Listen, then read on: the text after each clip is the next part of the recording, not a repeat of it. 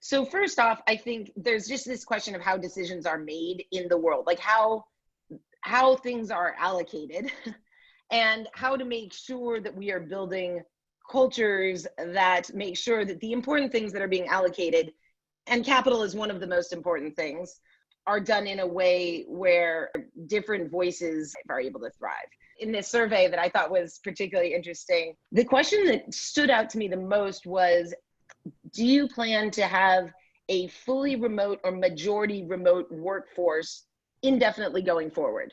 And 75% of people answered yes to that.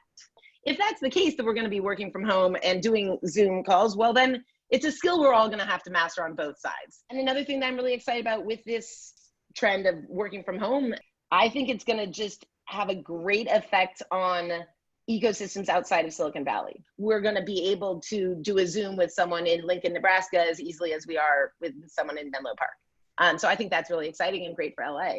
I also think all the disruption is creating interesting opportunities. So there's some companies that are getting a lot of tailwinds because of the current environment. So yeah, we've made 4 investments in the past 3 months, I think, approximately. So since lockdown, so we've been extremely busy. You know, I think things like 2 to 3 years of runway, to me, sounded very high before going into this. But now I think, especially like those numbers I was telling you where the VCs polled said that they saw valuations coming down 20 to 30%, but they expect them to come down more, 40% or more. People are raising the bar for what they're willing to fund in later stage growth rounds.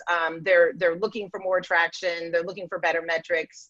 People worried about growth right now, this is not the time. There is so much uncertainty in the world. I think we are in survival mode here. 2 things that I advise, I guess, entrepreneurs, which are maybe kind of contradictory now that I think about them. One, I say, think for yourself.